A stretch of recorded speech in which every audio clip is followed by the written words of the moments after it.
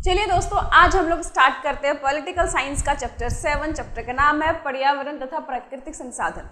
पिछले हम लोग क्लास में हाफ चैप्टर कवर कर चुके हैं। आज जो बचे हुए टॉपिक है उसको हम कवर करेंगे। तो आज हम 3 इंपॉर्टेंट टॉपिक यहाँ पे पढ़ने वाले हैं। पर्यावरण आंदोलन के बारे में, दूसरा संसाधनों की भू राजनीति और तीसरा मूलवासी। तो ये 3 जो हमारे इंपॉर्टेंट टॉपिक रह गए थे वो हम यहाँ पे डिस्कस करेंगे। तो चलिए पहले हम एक एक करके समझते हैं। सबसे पहले बात करते हैं पर्यावरण आंदोलन।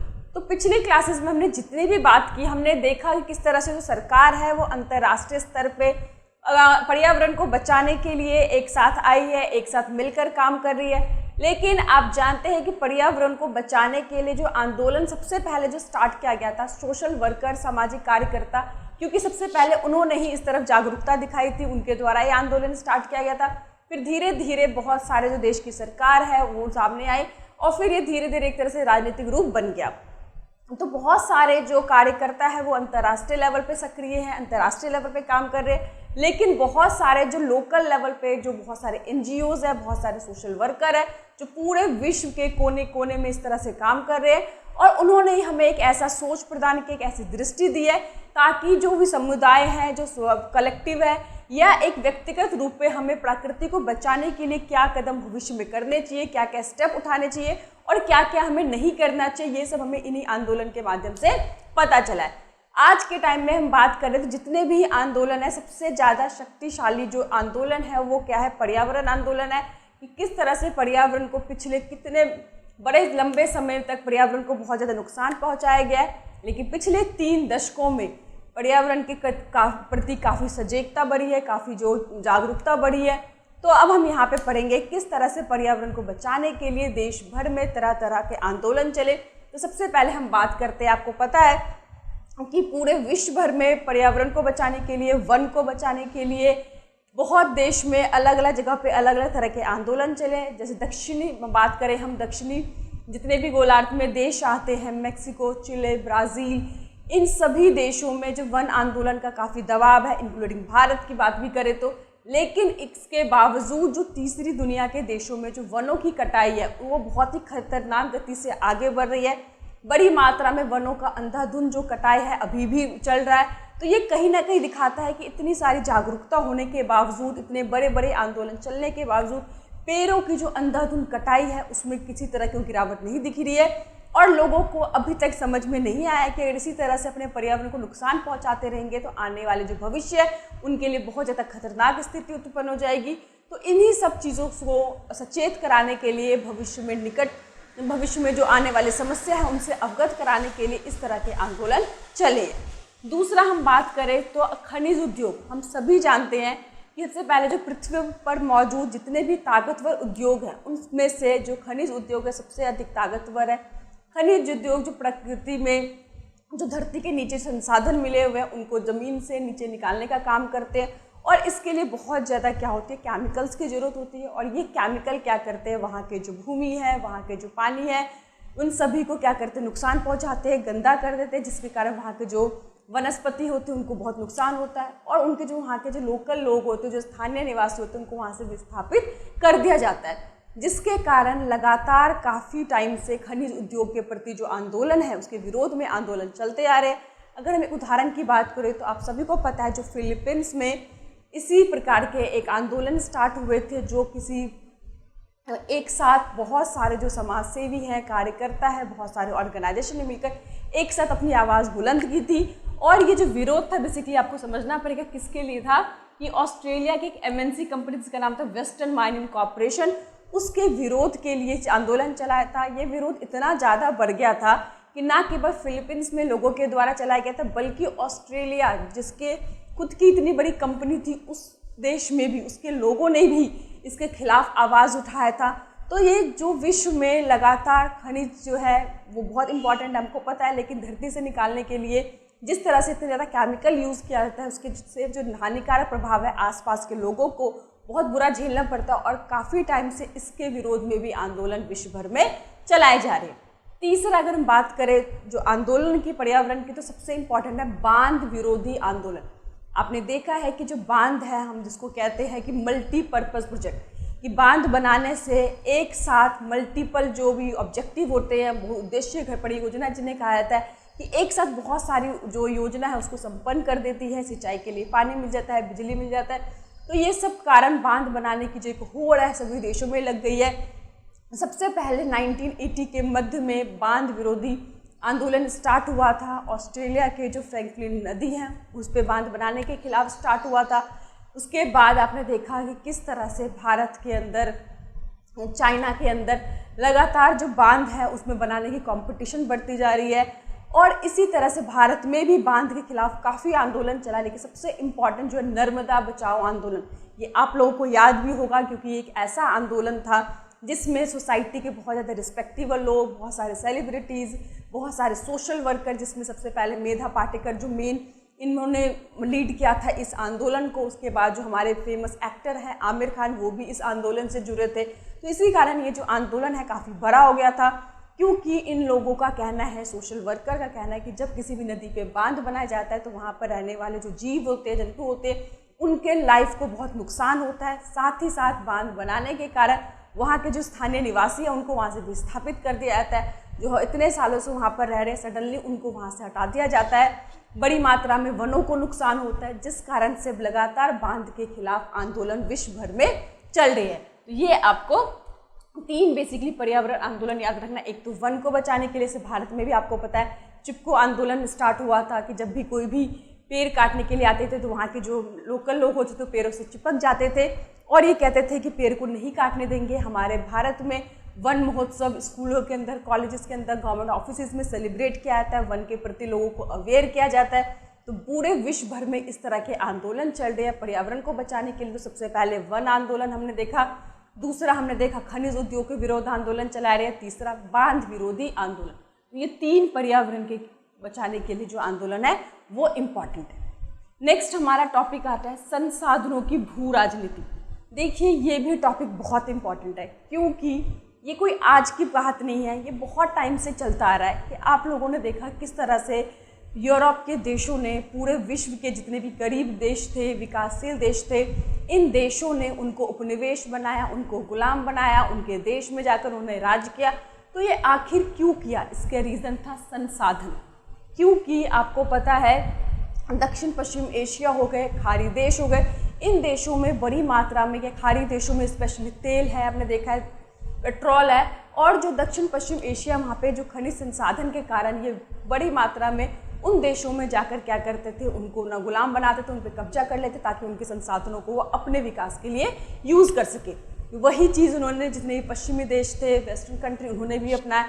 या तो वो क्या करते, उनके साथ कोई ना कोई व्यापार एग्रीमेंट कर लेते थे, या उनको युद्ध से जीत लेते थे, या उनको हमेशा अपने वहाँ पे उस देश में अपनी मनपसंद की सरकार इस्टेब्लिश कर देते थे, ताकि जो भी उनकी मनमानी है वो अपने विकास के लिए उनके संसाधनों का इस्तेमाल कर सके। तो आज का युग जो है आपको पता है वैश्वीकरण के कारण जो एक उदारीकरण हो चुका है, बिना किसी रिस्ट्रिक्शन के बड़ी मात्रा में जो बड़ी विकसित देश है उनकी जो एमएनसी है वो विकासशील देश में जाके इस्टेब्लिश हो रही है। तो ये जो संधि है, ये जो एग्रीमेंट है, विकसित देश बहुत चालाक है, उन्होंने अपने बेनिफिट के लिए ये सारे एग्रीमेंट्स बनाए, उदारीकरण किया, वैश्वीकरण का प्रोसेस लेके आए, और जिसके कारण जो एमएनसी है वो दूसरे विकासशील देशों में जाके इस्टेब्लिश होती है, वहाँ के संसाधनों को यूज़ करती है, वहाँ पे पोल्यूशन का लेवल बढ़ाती है। और अपने देश में उन्होंने क्या कर रखा, वीज़ा की इतनी स्ट्रिक्ट पॉलिसी बना रखी है ताकि गरीब और विकासशील देश के लोग वहाँ पर जाकर रह ना सके। तो उन्होंने ये डुअल पॉलिसी अपनाई है, ये बहुत सोची समझी उनकी साजिश है। शुरू से ही उन्होंने क्या करा है, जहाँ पे भी उनको लगता है कि संसाधन के भंडार है वहाँ पे अपनी सेना तैनात कर देते हैं, उसके लिए युद्ध करके उनको जीत लेते हैं क्योंकि वो ताकतवर है, उनके पास अच्छी खासी मिलिट्री पावर है।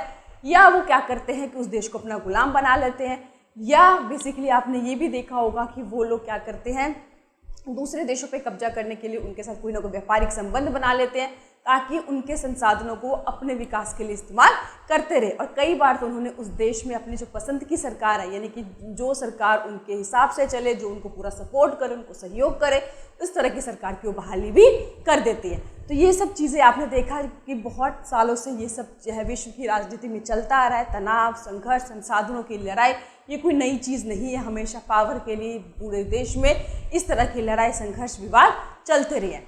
तो आपने कहा कि जो 20वीं सदी थी बेसिकली किसमें थी, तेल के लिए संघर्ष, लड़ाई का दौर था, जहाँ पे हर एक शक्तिशाली देश की पूरी कोशिश होती थी कि तेल के लिए, क्योंकि उस टाइम पे जो 20वीं शताब्दी था, तेल बहुत इंपॉर्टेंट सोर्स है, उस सभी देश उस पर कब्जा करने की कोशिश करते थे, उस पर अपना अधिकार जमाने की कोशिश करते थे। आपको पता है पूरे विश्व भर में जितने भी तेल है 64% जो तेल है वो खाड़ी देशों के पास है, और पूरे विश्व को आज में भी 30% जो ऑयल है वो खाड़ी देश ही सप्लाई करे। जितनी ज़्यादा डिमांड बढ़ रही है, खाड़ी देश के पास इतना अधिक मात्रा में तेल है कि वो उनकी जो सप्लाई है उसको जब चाहे बढ़ा सकती है। अगर हम तेल की बात करें तो सबसे ज़्यादा जो किंग है इसमें खाड़ी देशों में वो सऊदी अरब है, उसके पास सबसे ज़्यादा विश्व के तेल भंडार है। दूसरे नंबर पे इराक आते हैं। इराक के जो ज्ञात तेल भंडार है वो बहुत ज़्यादा, और भी उनके जो तेल भंडार निकलने के चांसेस भी बहुत ज़्यादा है, और इसीलिए आपने देखा था कि इराक पे अमेरिका ने किस तरह से कब्जा करके उस पर युद्ध करके अटैक करके उसको हथियाने की कोशिश की थी। तो 20वीं सदी में इन्हीं सब चीज़ों के लिए लड़ाई, संघर्ष, तनाव चलते रहे। लेकिन कहते जो 21वीं सदी है वो किसकी होगी? जल की लिए लड़ाई होगी। जिस तरह से वो ऑयल के लिए लड़ रहे थे, वो आने वाले टाइम में वो किसके लड़ेंगे? स्वच्छ जल के लिए, क्योंकि जो क्लीन वाटर है उसकी जो मात्रा है, उसकी जो क्वांटिटी है वो बहुत कम है, और ये जो जल है वो जीवनदायिनी है, सभी के लिए बहुत इंपॉर्टेंट है, उसके बिना किसी भी जीवन की संभावना नहीं की जा सकती।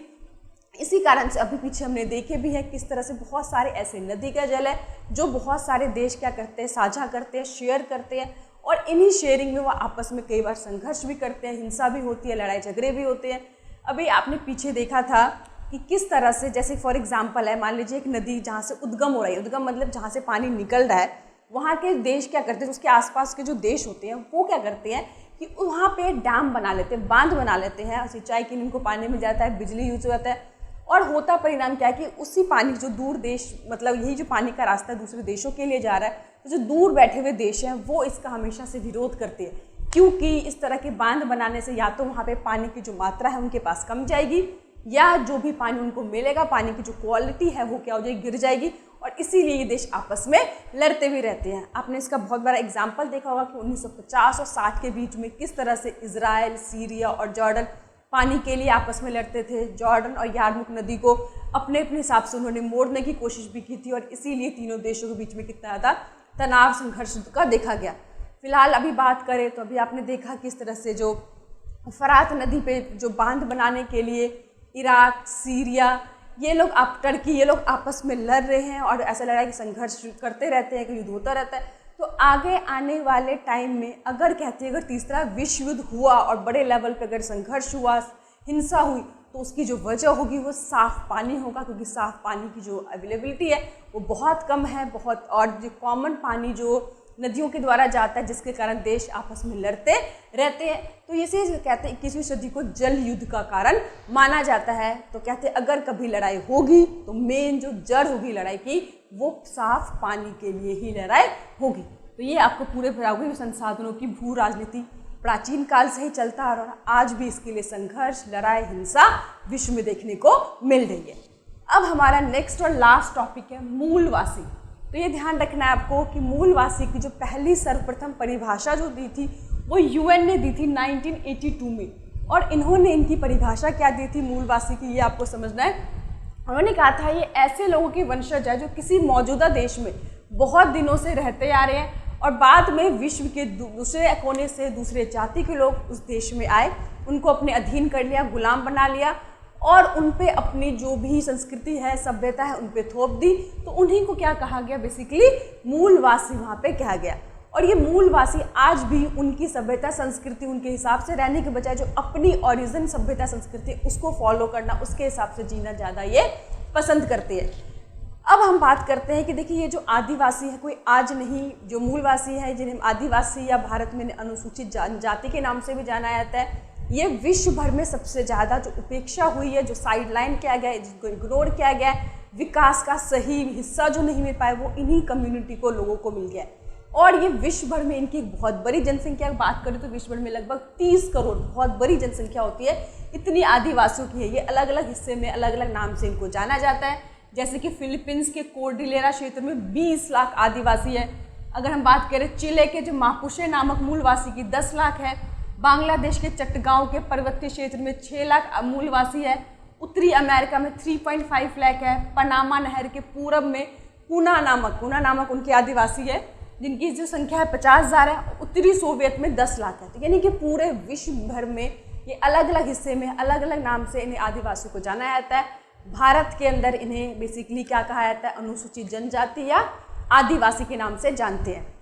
तो भारत में इनकी कुल जनसंख्या का टोटल 8% है। और सबसे बड़ी बात यह है कि जो अगर हम कुछ घूमंतु जो घूम के रहते हैं उन आदिवासियों को छोड़ दिया जाए तो ज़्यादातर जो आदिवासी है वो बेसिकली खेती पर निर्भर है, जंगल को ही अपना घर समझते हैं और वो रहे हैं। तो आज़ादी से पहले हम बात करें, जब ब्रिटिश के टाइम पे इनको काफ़ी संघर्ष करना पड़ा था। ब्रिटिश के द्वारा जो भी कठोर कानून बनाए गए थे उनके कारण इनको बहुत नुकसान हुआ था। लेकिन आज़ादी के बाद इनके उत्थान के लिए, इनको आगे लाने के लिए हमारे कॉन्स्टिट्यूशन में रिजर्वेशन बनाया गया था ताकि इनको आगे एजुकेशन सेक्टर में, इनको पॉलिटिकली इनको ज़्यादा एक्टिव किया जाए, इनको आगे लेकर आया जाए। लेकिन आज़ादी के बाद जितनी बड़ी बड़ी परियोजना चली है जिससे सबसे ज़्यादा किसी को नुकसान हुआ है तो इन्हीं को हुआ है। बार बार इनको क्या करते हैं, विस्थापित कर दिया जाता है, इनको वहाँ से हटा दिया जाता है। तो अगर किसी ने विकास की सबसे ज़्यादा कीमत चुकाई तो ये लोग आदिवासी हैं। लेकिन 1970 के बाद ये लोग काफ़ी ज़्यादा एक्टिव हुए हैं। जिस तरह से विश्व भर में पर्यावरण के आंदोलन के लिए ये सब संघर्ष कर रहे, अपना एजेंडा चला रहे हैं, तो आदिवासी भी अपनी आवाज़ को मजबूत करने के लिए, अपने समान अधिकारों के लिए अभी धीरे धीरे एक्टिव हो रहे हैं। चाहे कोई भी आदिवासी किसी भी नाम से हो, किसी भी जाति से हो, अब जितने भी विश्व भर में जो आदिवासी उनके नेता एकत्रित हुए हैं और ये सब एक साथ मिलकर अपनी आवाज़ को बुलंद कर रहे हैं ताकि जो इनकी समस्या है, जो इनके अधिकार है, उनकी जो मांग है लगातार बढ़ती जा रही है। अब देखना है आपको यह है ध्यान से कि 1975 में world council of indigenous people का गठन किया गया था और अब ये लगातार विश्व में क्या चाहते हैं, जैसे इक्वलिटी की डिमांड करें। जैसे दूसरे लोग बहुत ज़्यादा विकास कर रहे हैं, दूसरे लोगों को जो अधिकार है वो भी चाहते हैं कि उन्हें भी बराबरी का अधिकार मिले, उनको भी दर्जा मिले और उन्हें भी वो सम्मान, वो विकास जो दूसरे लोगों को, जाति को मिला हुआ है उसकी लगातार वो डिमांड कर रहे हैं। तो ये पूरे हमारे वाले मूलवासी, जिन्हें आदिवासी या कहीं पे अनुसूचित जनजाति के नाम से भी जाना जाता है। तो ये 3 टॉपिक हमारे आज के लिए कोर्स में था। तो इसके साथ हमारा पूरा चैप्टर ख़त्म होता है। अगर आपको कोई भी दिक्कत हो, प्रॉब्लम हो, आप लोग मुझे कमेंट कर सकते हैं। साथ ही साथ अगर आप लोग को कोई फीडबैक हो, यानी किसी तरह के स्पेशल कोई वीडियोस की डिमांड हो, आप वो भी बता सकते हैं मुझे कमेंट करके। बहुत जल्दी मैं उसको भी अपलोड कर दूँगी। Thank you.